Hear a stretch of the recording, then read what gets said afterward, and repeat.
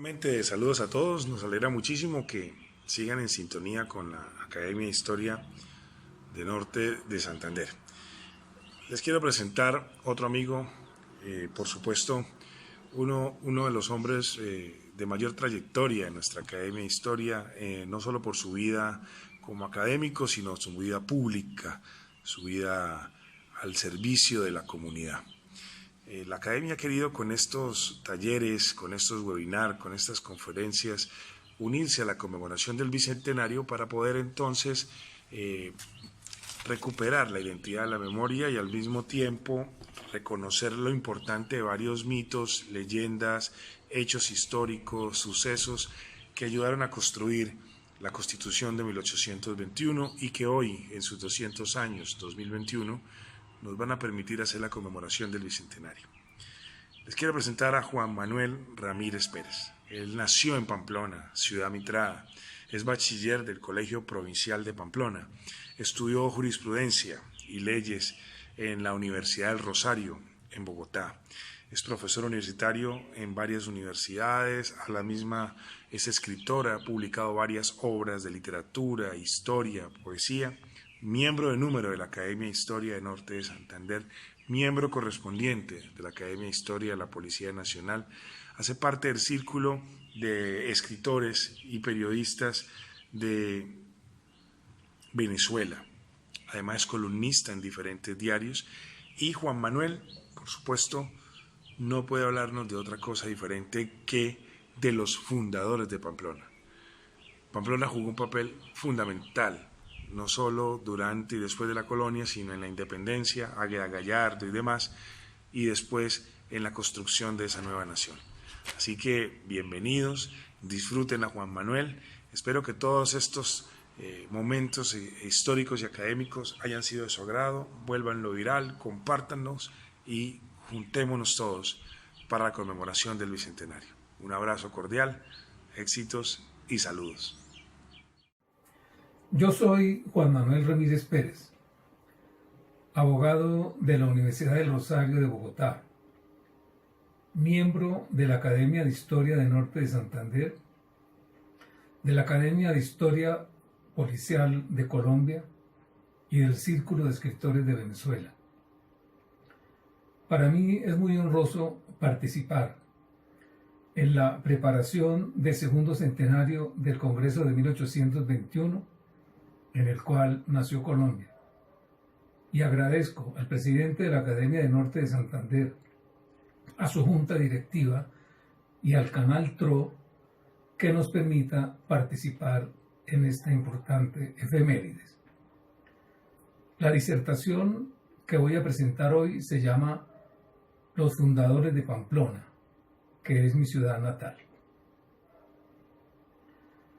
Como hecho singular, a Pamplona la fundaron simultáneamente dos conquistadores enviados por el poderoso gobernador del nuevo reino de Granada, Miguel Díaz de Armendáriz, para adelantar la expedición de las Sierras Nevadas. La fecha más probable del acto fundacional es el 1 de noviembre de 1549, celebrado en el Valle del Zulia. Pedro de Ursúa era navarro y Ortún Velasco segoviano, pero no hacían parte de la soldadesca desarrapada que se embarcó buscando en América tan solo un modo de sobrevivir.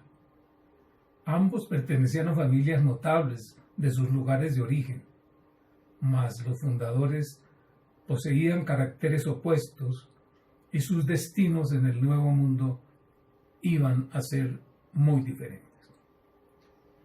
Ursúa llegó al servicio del virrey del Perú, recomendado por el emperador Carlos V, por ser hijo del señor de Ursúa, que es en Navarra, pues nos ha servido de mucho.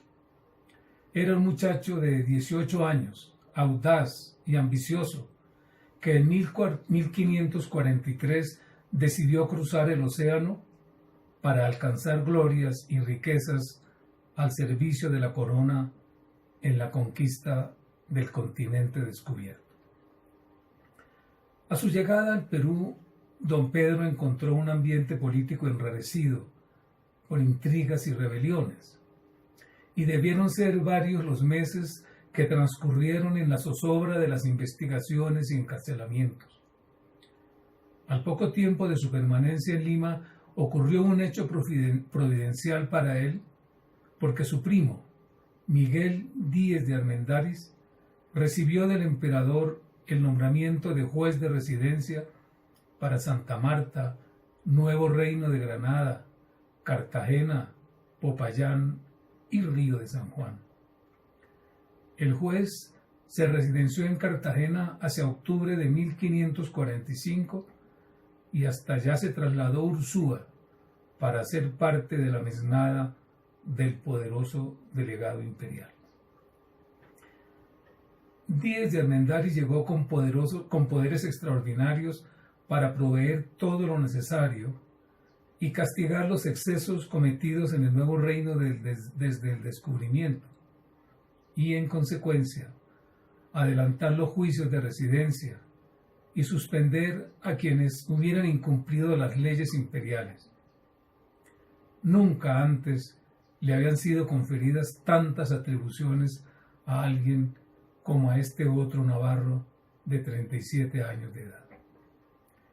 Estando en Cartagena, varios caballeros que habían salido de Santa Marta y del Nuevo Reino de Granada para huir de las garras de Alonso Luis de Lugo, visitaron al juez de residencia pidiéndole que se trasladara a la gobernación de éste, para hacer justicia por los atropellos y arbitrariedades que cometía en desconocimiento de los derechos y privilegios adquirida legítimamente por ellos. Le exigían que iniciara juicios de residencia al gobernador y a sus tenientes. Armendáriz expuso diferentes razones para aducir la imposibilidad de viajar hasta Santa Fe, por los delicados asuntos que debía atender en su sede, pero los peticionarios insistían en la urgencia de atender sus reclamos. Varias semanas transcurrieron en este intenso forcejeo hasta cuando sugirieron al juez que designara a su primo Pedro de Ursúa, aunque mozo, de buen entendimiento, brioso y otras muy buenas partes, como teniente general del juez de residencia para que tomara posesión de la gobernación de las ciudades en su nombre y con plena autoridad rectificara los desafueros cometidos por De Lugo. Dudaba don Miguel en encomendar tan delicada misión a su pariente por su juventud y falta de experiencia, y porque además para ejercer el cargo era requisito indispensable tomar posesión ante los cabildos y recibir su anuencia con el fin de adquirir legítimamente la facultad de ejercer sus deberes y derechos. También las leyes prohibían a jueces y gobernadores delegar la administración de justicia en otras personas.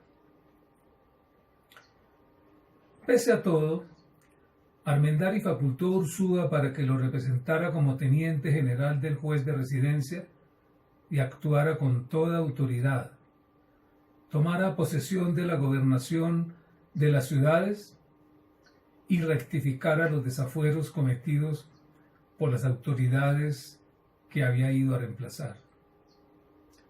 Fue esta una de las causas por las que acusaron posteriormente al poderoso juez y juzgado por el Consejo de Indias, se truncó su brillante carrera política. Cuando meses después Miguel Díez de Armendáriz llegó a Santa Fe como gobernador del Nuevo Reino de Granada, Ursúa permaneció a su lado como su teniente general, emprendiendo las acciones que le encomendaba el influyente primo. Es así como a finales de 1548 adelantó la exitosa expedición para someter a los indios guanes, chambones y chalanes de la provincia de Vélez, que se habían rebelado contra las autoridades locales. Habiendo quedado Ursúa inactivo después de su frustrada expedición a la región de los ríos Atrato y Magdalena, llamada Entre los Dos Ríos, Díez de Armendáriz le ordenó que alcanzara a Ortún Velasco y lo relevara del mandato que le había conferido para adelantar la expedición de las Sierras Nevadas. La orden era que se agruparan las tropas de ambos, los 65 soldados a pie y a caballo que había reclutado Velasco al salir de Tunja y los 47 que capitaneaba Ursúa. Revocado el anterior mandato, el joven capitán de apenas 24 años de edad asumió el comando de la expedición. Pedro de Ursúa, fogoso explorador, obsesionado por el dorado, iría en pos de un trágico destino. Es insólito que el valiente navarro dejara inconclusa su obra fundacional a merced del peligro de las incursiones de los indios chitareros.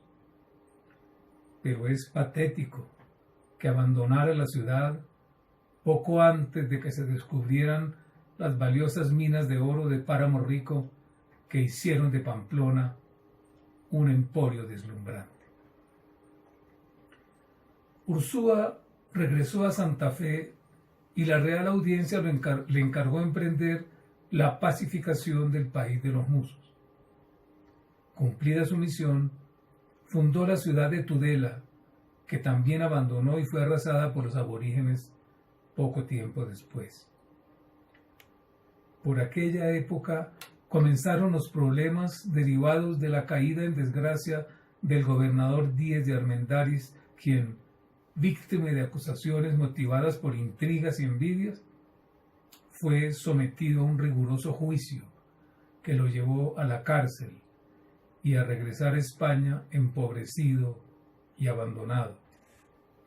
Decepcionado del mundo, don Miguel decidió vestir los hábitos eclesiásticos. Fue particularmente venturoso que otro juez y poderoso presidente de la Real Audiencia de Lima hubiera aparecido al final de la vida de Armendáriz. Se trata del insobornable monje Pedro de la Gasca, designado también por el emperador Carlos V para aniquilar la rebelión de Gonzalo Pizarro en el Perú, aprehenderlo y decapitarlo por su desobediencia a la corona, misión en la que tuvo la colaboración de Armendáriz cuando éste era juez de residencia en Cartagena.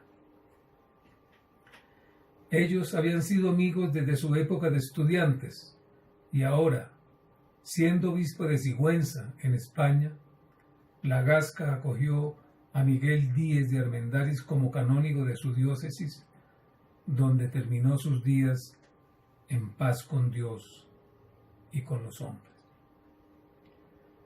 Pedro de Ursúa, huyendo durante varios meses de la orden de apresarlo, estuvo oculto en Pamplona, en Santa Fe y en Panamá, y tuvo la suerte de vincularse en el istmo con el nuevo virrey del Perú, Andrés Hurtado de Mendoza, marqués de Cañete, a quien sirvió eficientemente, convirtiéndose en el más prestigioso capitán del virreinato. Se dice que después del virrey, Ursúa llegó a ser el hombre más atrayente del Perú.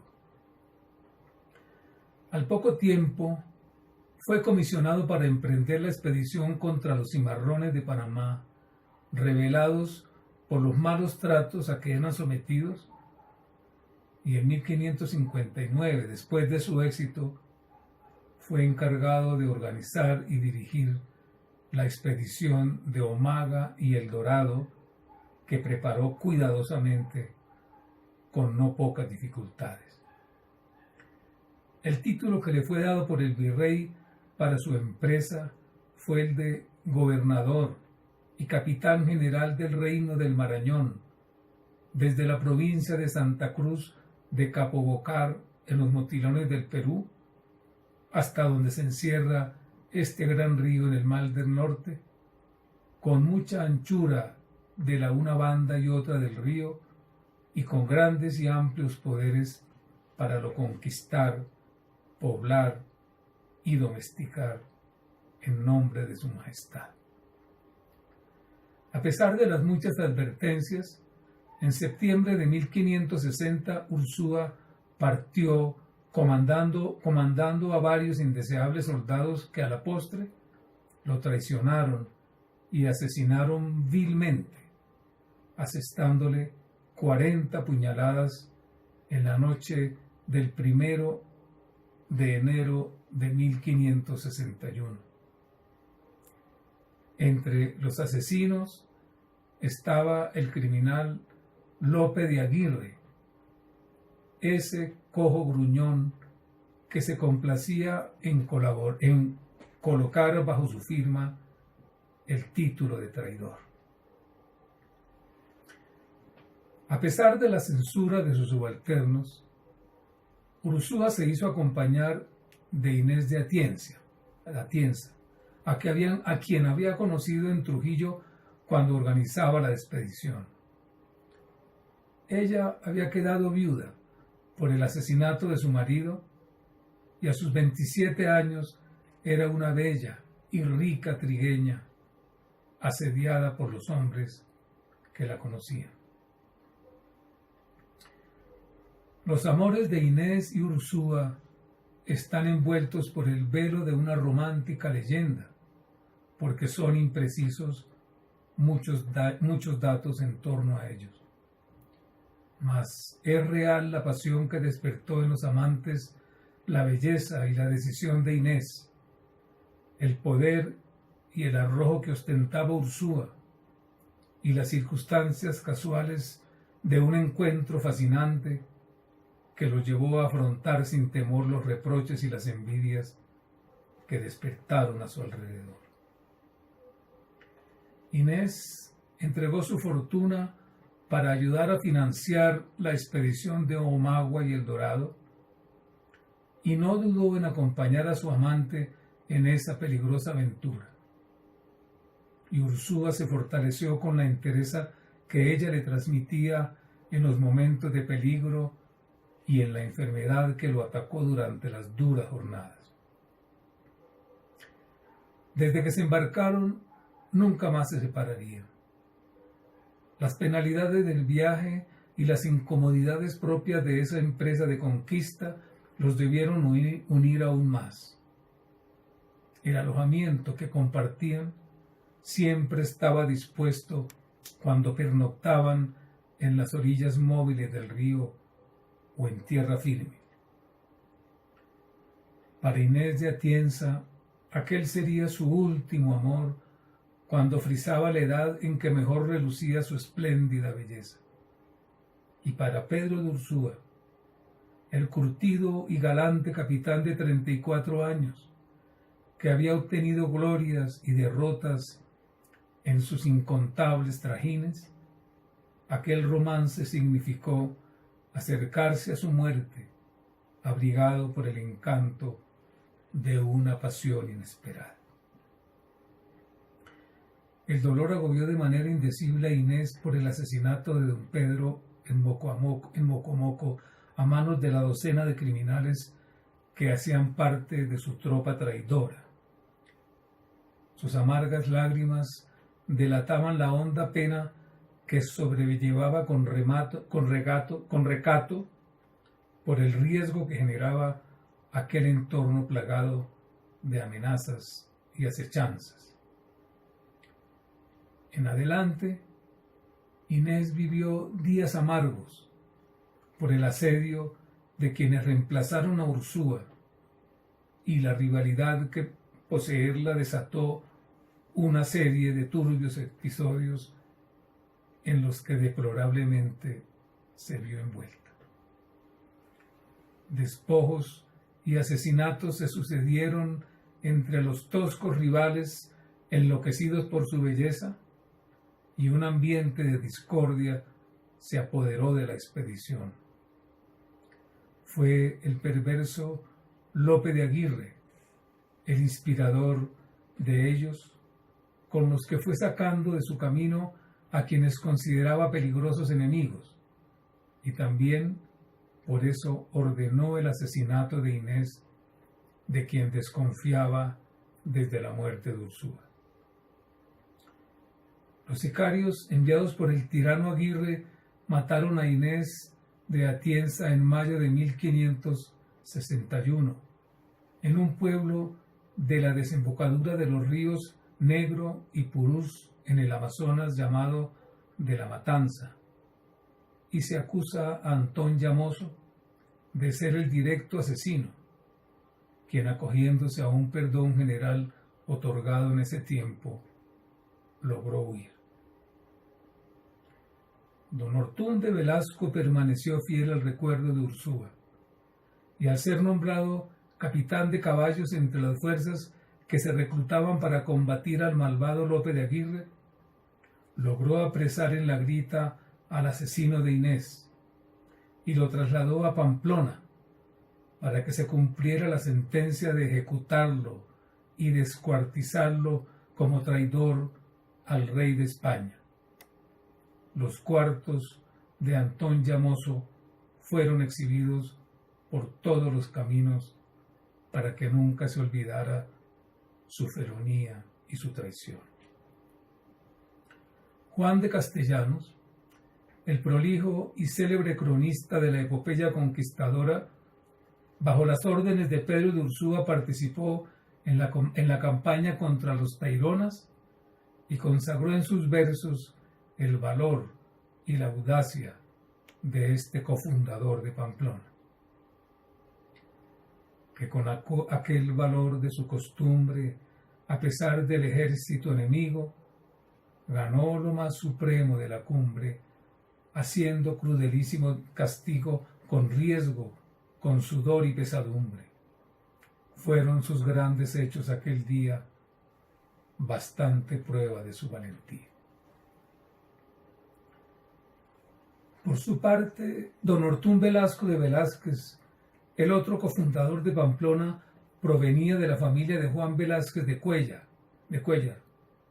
contador mayor de los Reyes Católicos, casado con María de Velasco y Guevara, sobrina de Pedro Fernández de Velasco, sexto condestable de Castilla y segundo conde de Haro. Siendo muy joven, Velasco entró al servicio de la corona de Castilla y participó en varias guerras europeas, particularmente contra los turcos en Italia y contra el duque de Sajonia en Alemania. Llegó a las Indias con Gonzalo Jiménez de Quesada como veedor y hubiera sido uno de los fundadores de Santa Fe si su bergantín no naufraga en la entrada del río de la Magdalena.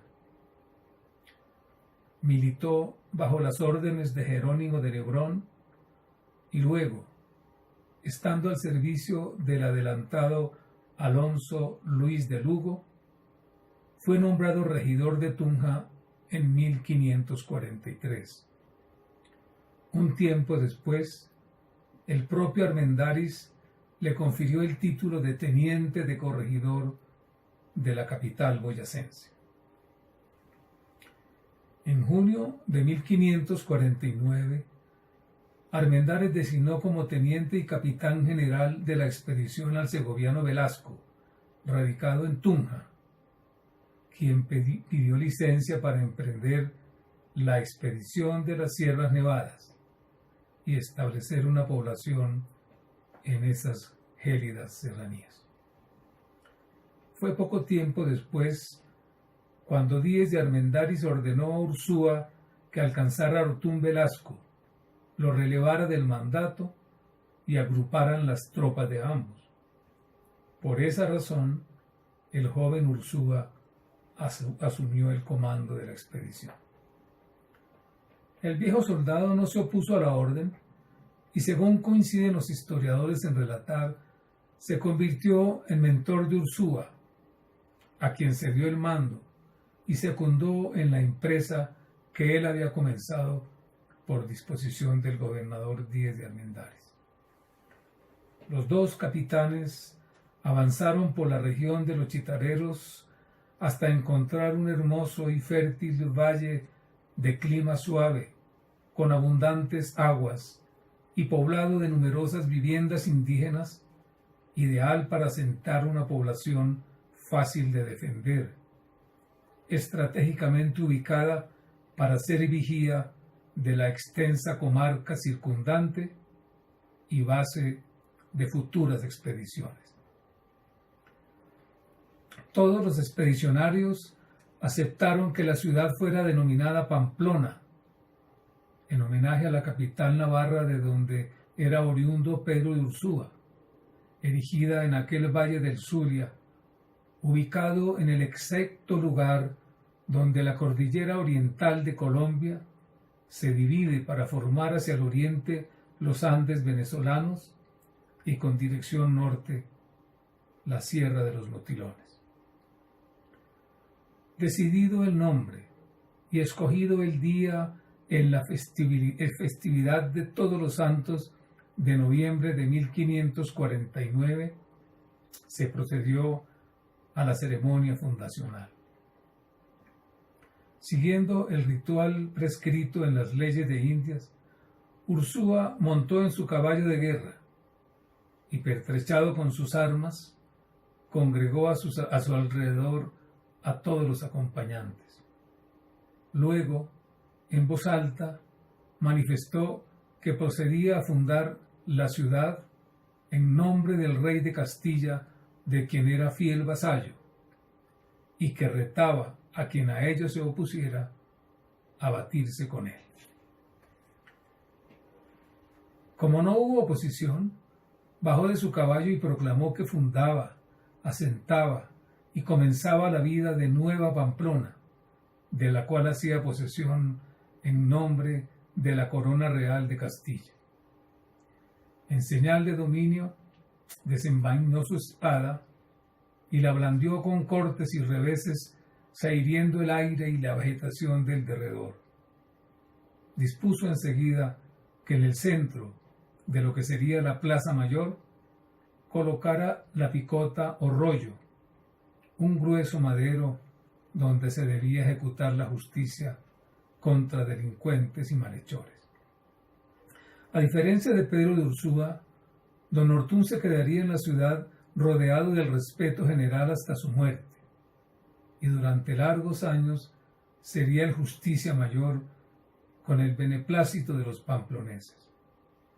Había casado en Tunja con Luisa de Montalvo, sobrina de Pedro de Heredia, con quien concibió 3 hijos. Fue el verdadero conductor de la ciudad, y a su empeño se debe la creación de las más importantes instituciones de su tiempo. En 1554, don Ortún, de su propio peculio, financió la construcción de gran parte de la Iglesia Mayor de las Nieves, así como el primer hospital y el convento de los padres dominicos. Como reconocimiento a su intachable conducta, el arzobispo de Bogotá, Juan de los Barrios, le nombró obrero mayor de la iglesia parroquial de Pamplona en 1566. Los hijos de don Ortún fueron Juan Velázquez de Velasco y Montalvo, gobernador y capitán general de la provincia de Agrita; María, casada en primeras nupcias con Juan de Maldonado, fundador de San Cristóbal del Táchira; y Magdalena, quien después de enviudar entró al convento de Santa Clara de Pamplona. María, la hermana de Magdalena y tía de Catalina, sobrina mestiza que también fue religiosa clarisa, donó su herencia para el convento, constituyéndose así en fundadora. Magdalena obtuvo la licencia para abrir el convento el 15 de agosto de 1584, apenas 35 años después de fundada la ciudad, y se hizo monja con el nombre de Sor Magdalena de Jesús. Donó sus bienes al convento y con ello se levantó el edificio que más tarde quedó en ruinas, como todas las edificaciones del poblado en el espantoso terremoto de 1644.